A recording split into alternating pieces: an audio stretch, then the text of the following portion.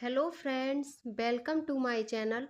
आज की आपकी क्लास है आरआरबी एनटीपीसी 2025 में जो आपका पेपर होने वाला है उसके लिए पॉलिटी की क्लास है। पॉलिटी के कुछ क्वेश्चंस हैं जो हम प्रैक्टिस करेंगे। तो चलिए शुरू करते हैं आज की क्लास। सबसे पहले आप हमारे चैनल को सब्सक्राइब कर लीजिए। तो आपका पहला क्वेश्चन है, निम्नलिखित में से किसने सबसे पहले भारत के लिए संविधान सभा के गठन का प्रस्ताव रखा था? सच्चिदानंद सिन्हा, के एम मुंशी, बी एन राव, एम एन रॉय। तो इसमें आपका राइट ऑप्शन होगा डी, एम एन रॉय ने, मानवेंद्र नाथ रॉय ने संविधान सभा का सबसे पहले गठन का प्रस्ताव रखा था। आपका अगला क्वेश्चन है, भारतीय संविधान की एकात्मक विशेषताओं के संबंध में निम्नलिखित में से कौन सा कथन गलत है? तो इसमें से कौन सा कथन गलत है? तो गलत कथन है आपका ऑप्शन डी, संविधान में लचीलेपन का अभाव। भारत के संविधान में लचीलापन है, इसका अभाव नहीं है। तो आपका डी ऑप्शन सही है।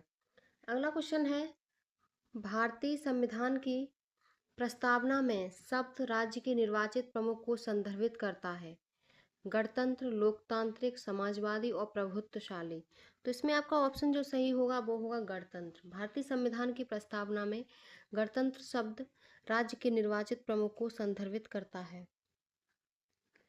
अगला क्वेश्चन है, निम्नलिखित में से कौन सी भारतीय संविधान की मुख्य विशेषता नहीं है? तो भारतीय संविधान की कौन सी मुख्य विशेषता नहीं है? तो वो है आपकी सामंतवाद को बढ़ावा देना। ये आपकी ऑप्शन डी आपका सही है, ये मुख्य विशेषता नहीं है। अगला क्वेश्चन है, वर्ष 2015 में केंद्रीय सामाजिक न्याय एवं अधिकारिता मंत्रालय ने अधिसूचित किया कि नागरिकों के बीच संवैधानिक मूल्यों को बढ़ावा देने के लिए हर साल 26 नवंबर को संविधान दिवस के रूप में मनाया जाएगा। 26 नवंबर। तो ये आपका इसमें आपका ऑप्शन सी सही होगा। अगला क्वेश्चन है, छठवां आपका जो क्वेश्चन है, भारतीय संविधान की प्रस्तावना में निहित शब्दों का प्रयोग करते हुए रिक्त स्थान भरें। हम भारत को एक संपूर्ण प्रभुत्व संपन्न समाजवादी धर्मनिरपेक्ष लोकतांत्रिक गणराज्य बनाने तथा इसके सभी नागरिकों को सुरक्षित करने का दृढ़ संकल्प लेते हैं। इसमें आपका जो राइट ऑप्शन होगा वो होगा आपका ऑप्शन डी, भारत की जनता। अगला क्वेश्चन है, भारतीय संविधान के जनक के रूप में किसे माना जाता है? तो भारतीय संविधान के जनक के रूप में हम डॉक्टर बी आर अम्बेडकर को मानते हैं, भीमराव अम्बेडकर जी को। अगला क्वेश्चन है, 31 दिसंबर 1947 तक भारत की संविधान सभा में निम्नलिखित में से किस प्रांत का प्रतिनिधित्व अधिकतम था? तो किस प्रांत का प्रतिनिधित्व अधिकतम था? वो प्रांत था आपका संयुक्त प्रांत, ऑप्शन सी। अगला क्वेश्चन है, भारत सरकार अधिनियम 1935 किस पर आधारित था? तो भारत सरकार अधिनियम 1935 किस पर आधारित था? तो वो जो आधारित था वो था आपका संघ और संसदीय प्रणाली, ऑप्शन सी आपका सही है। अगला क्वेश्चन है, भारतीय संविधान कब अपनाया गया? तो भारतीय संविधान कब अपनाया गया? तो ये आपका 26 नवंबर 1949 को अंगीकृत किया गया, ऑप्शन सी आपका, ऑप्शन ए आपका सही है। अगला क्वेश्चन है, भारत का संविधान कब लागू हुआ? तो भारत का संविधान कब लागू हुआ? तो ये 1950 में, ऑप्शन ए आपका सही है। अगला क्वेश्चन है, स्वतंत्र भारत की संविधान सभा के प्रथम अध्यक्ष कौन थे? तो स्वतंत्र भारत की संविधान सभा के जो प्रथम अध्यक्ष थे वो थे डॉक्टर राजेंद्र प्रसाद। सबसे पहले डॉक्टर सच्चिदानंद सिन्हा थे जो अस्थायी सदस्य थे, और फिर डॉक्टर राजेंद्र प्रसाद को भारत संविधान सभा के प्रथम अध्यक्ष के रूप में बनाया गया। अगला क्वेश्चन है आपका, संविधान में एक परिचयात्मक कथन जो संविधान के कारणों और मार्गदर्शक मूल्यों को बताता है उसे कहा जाता है। तो उसे हम क्या कहते हैं? उसे हम प्रस्तावना कहते हैं, ऑप्शन सी आपका सही है। अगला क्वेश्चन है, भारत के संविधान के निर्माण से पहले 1946 में किसके द्वारा एक उद्देश्य प्रस्ताव प्रस्तावित किया गया था? तो उद्देश्य प्रस्ताव जो प्रस्तावित किया था वो जवाहरलाल नेहरू, ऑप्शन बी आपका सही है। अगला क्वेश्चन है, संघवाद के संदर्भ में निम्नलिखित में से कौन सा कथन गलत है? तो इसमें से आपका कौन सा कथन गलत है? तो आपका कथन गलत है। संघीय देशों के मामले में दोहरी नागरिकता की कोई गुंजाइश नहीं है।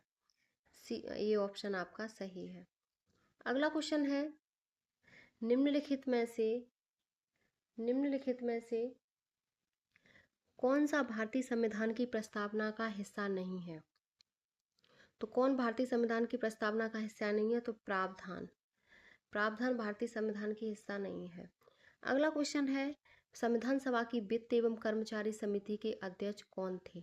तो वित्त एवं कर्मचारी समिति के जो सदस्य थे वो थे राजेंद्र प्रसाद, अध्यक्ष राजेंद्र प्रसाद थे।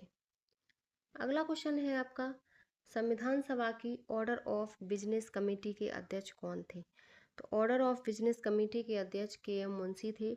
ऑप्शन सी आपका सही है। अगला क्वेश्चन है आपका, भारतीय संविधान में कितने देशों से उधार ली गई विशेषताएं शामिल हैं? तो भारतीय संविधान में कितने देशों से उधार ली गई विशेषताएं शामिल हैं? तो वो हैं आपकी 10। ऑप्शन सी सही है। अगला क्वेश्चन है, भारतीय संविधान द्वारा व्यापार की स्वतंत्रता की विशेषता इनमें से किस देश से ली गई है? तो व्यापार की स्वतंत्रता की जो विशेषता ली है वो हमने ऑस्ट्रेलिया से ली है। ऑप्शन सी आपका सही है।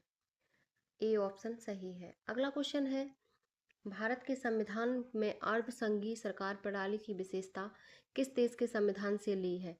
तो वो हमने ली है कनाडा से। ऑप्शन डी आपका सही है। अगला क्वेश्चन है, भारत के संविधान निर्माताओं को संसदीय शासन प्रणाली अपनाने की प्रेरणा कहाँ से मिली है? तो संसदीय शासन प्रणाली जो अपनाने की जो प्रेरणा मिली है वो आपके ब्रिटेन से मिली है। ऑप्शन ए आपका सही है। अगला क्वेश्चन है, भारत के संविधान में प्रदत्त न्यायपालिका की स्वतंत्रता और न्यायिक समीक्षा को किसके संविधान से अपनाया गया है? तो वो आपका संविधान है अमेरिकी संविधान। अमेरिकी संविधान से हमने न्यायिक समीक्षा और न्यायपालिका की स्वतंत्रता को अपनाया है। अगला क्वेश्चन है आपका, भारतीय संविधान में पंचवर्षीय योजना की विशेषताएं किस देश से ली गई हैं? तो पंचवर्षीय योजना की विशेषताएं हमने यूएसएसआर से ली हैं। अगला क्वेश्चन है, भारत का राज्यसभा सदस्यों के अप्रत्यक्ष चुनाव का संवैधानिक प्रावधान किस देश ने अपनाया है?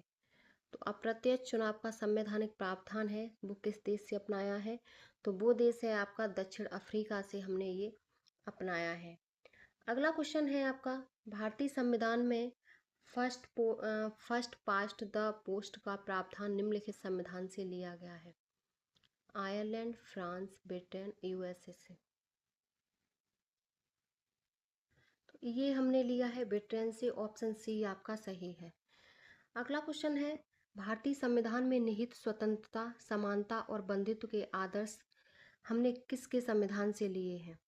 तो ये हमने लिया है, इसमें आपका ऑप्शन सही होगा फ्रांस, डी ऑप्शन। अगला क्वेश्चन है, भारतीय संविधान राष्ट्रपति को 3 प्रकार की आपात स्थितियों की घोषणा करने का अधिकार देता है। निम्नलिखित में से उनमें से कौन सही नहीं है? तो इसमें आपका जो सही नहीं है वो होगा आपका ऑप्शन सी, अनुच्छेद 358 सार्वजनिक स्वास्थ्य और आपातकाल।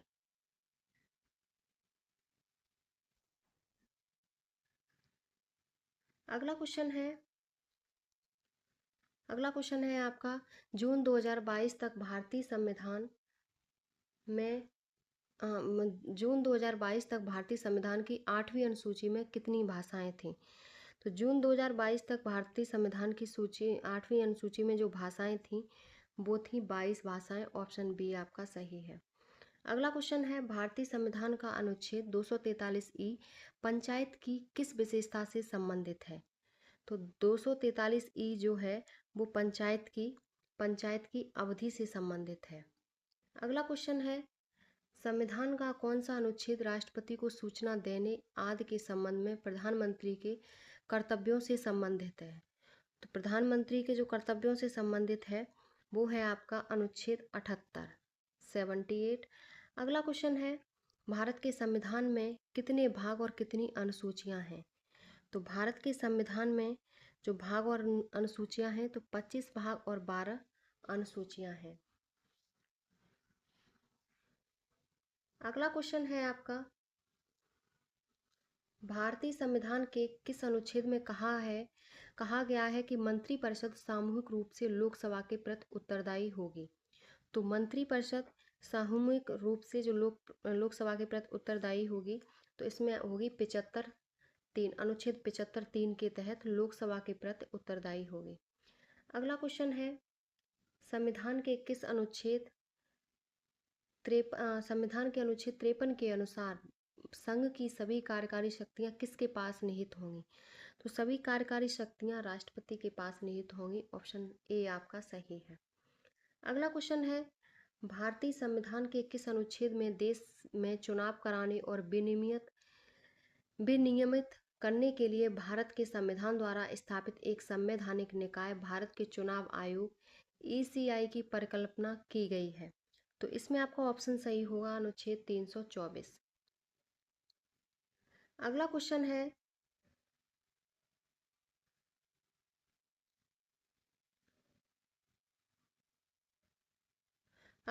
है, आपका, भारतीय संविधान के अनुच्छेद 243B के अनुसार मध्यवर्ती स्तर पर पंचायतों का गठन ऐसे राज्य में नहीं किया जा सकता है जिसकी जनसंख्या कितने से अधिक न हो। तो इसमें आपका जो ऑप्शन सही होगा वो होगा ऑप्शन बी, 20 लाख से अधिक ना हो। अगला क्वेश्चन है, भारतीय संविधान में शिक्षा का अधिकार 86वें संविधान संशोधन द्वारा 2002 में मौलिक अधिकारों पर अध्याय में एक नया अनुच्छेद जोड़कर जोड़ा गया था। तो इसमें आपका राइट आंसर होगा सी, 21A के अनुच्छेद जोड़ा गया था, 21A। अगला क्वेश्चन है, भारतीय संविधान की निम्नलिखित में से कौन सी अनुसूची प्रत्येक राज्य और केंद्र शासित प्रदेश में राज्यसभा में प्रतिनिधित्व वाली सीटों की संख्या का वर्णन करती है। तो इसमें आपका वो अनुसूची होगी आपकी ऑप्शन डी, चौथी अनुसूची। अगला क्वेश्चन है आपका, संविधान ने केंद्र और राज्यों के बीच शक्तियों को कितनी सूचियों के आधार पर विभाजित किया है। तो संविधान ने केंद्र और राज्यों के बीच जो शक्तियों की सूची बनाई है वो सूची हैं आपकी 3 सूची हैं। ऑप्शन बी आपका सही है। अगला क्वेश्चन है, और 3 सूची कौन सी है। तो संघ सूची, राज्य सूची और समवर्ती सूची। अगला क्वेश्चन है, भारतीय संविधान के अनुच्छेद 51A(D) के अनुसार कौन सा ऑप्शन सही है। तो इसमें आपका ऑप्शन सही होगा 51A(D) के अनुसार जो आपका ऑप्शन सही होगा वो होगा आपका ऑप्शन डी, देश के नागरिक को देश की रक्षा करनी चाहिए और ऐसा करने के लिए बुलाए जाने पर राष्ट्रीय सेवा करनी चाहिए। ऑप्शन डी आपका सही। अगला क्वेश्चन है, भारतीय संविधान की 11वीं सूची में विषय सूचीबद्ध हैं। तो भारतीय संविधान की 11वीं सूची में जो सूचीबद्ध हैं विषय वो हैं आपके 29 विषय। ऑप्शन ए आपका सही है। अगला क्वेश्चन है, भारतीय संविधान का कौन सा अनुच्छेद संसद की सदस्यता के लिए योग्यता निर्धारित करता है। तो वो आपका अनुच्छेद होगा अनुच्छेद 84। ये ऑप्शन आपका सही है। अगला क्वेश्चन है, निम्नलिखित में से कौन सा अनुच्छेद भारत के राष्ट्रपति की वीटो शक्ति पर चर्चा करता है। तो भारत के राष्ट्रपति पर जो वीटो शक्ति की चर्चा करता है वो है आपका अनुच्छेद 111। Option C, 111111। अगला क्वेश्चन है, 111 अनुच्छेद आपका राष्ट्रपति की वीटो शक्ति पर चर्चा करता है। अगला क्वेश्चन है, अगस्त 2022 तक भारत के संविधान का कौन सा अनुच्छेद कहता है कि 14 वर्ष से कम आयु के किसी भी बच्चे को किसी कारखाने या खदान में काम करने के लिए नियोजित नहीं किया जाएगा या किसी अन्य खतरनाक रोजगार में नहीं लगाया जाएगा। तो ये कौन सा अनुच्छेद है जो ये कहता है। तो वो आपका अनुच्छेद होगा अनुच्छेद 27। ऑप्शन सी आपका सही है, सी ऑप्शन। अगला क्वेश्चन है, सर्वोच्च न्यायालय और उच्च न्यायालयों को के तहत बंदी प्रत्यक्षीकरण, क्योटो वारंटों, परमादेश, उत्प्रेषण, निषेध आदि की प्रकृति में रिट जारी करने की शक्ति है। तो रिट जारी करने की शक्ति किसको है। तो इसमें आपका ऑप्शन सही होगा ऑप्शन 32 और 226। अनुच्छेद 32 और 226 में हाई कोर्ट और सुप्रीम कोर्ट को रिट जारी करने की शक्ति है। अगला क्वेश्चन है, राज्य की कार्यकारी शक्ति राज्यपाल में निहित होगी और वह इसका प्रयोग सीधे या अपने अधीनस्थ अधिकारियों के माध्यम से भारत के संविधान के किस अनुच्छेद के अनुसार करेगा। तो इसमें आपका राइट ऑप्शन होगा 154 के अनुच्छेद 154 के अनुसार इस शक्ति का वो उपयोग करेगा। अगला क्वेश्चन है आपका, निजता का अधिकार, जैसे जिसे ऐतिहासिक मामले में जस्टिस के.एस. पुट्टास्वामी सेवानिवृत्त बनाम भारत संघ 2017 में सर्वोच्च न्यायालय द्वारा मौलिक अधिकार के रूप में मान्यता दी गई, मुख्य रूप से भारतीय संविधान के किस अनुच्छेद से उबरता है। तो ये अनुच्छेद से जो उबरता है वो है अनुच्छेद 21। अगला क्वेश्चन है, भारतीय संविधान के किस अनुच्छेद के अनुसार किसी व्यक्ति को ऐसे कार्य के लिए दोषी नहीं ठहराया जा सकता जो उसके किए जाने के समय अपराध नहीं था। तो इसमें आपका ऑप्शन है 30, 27, 20 और 23। तो इसमें आपका जो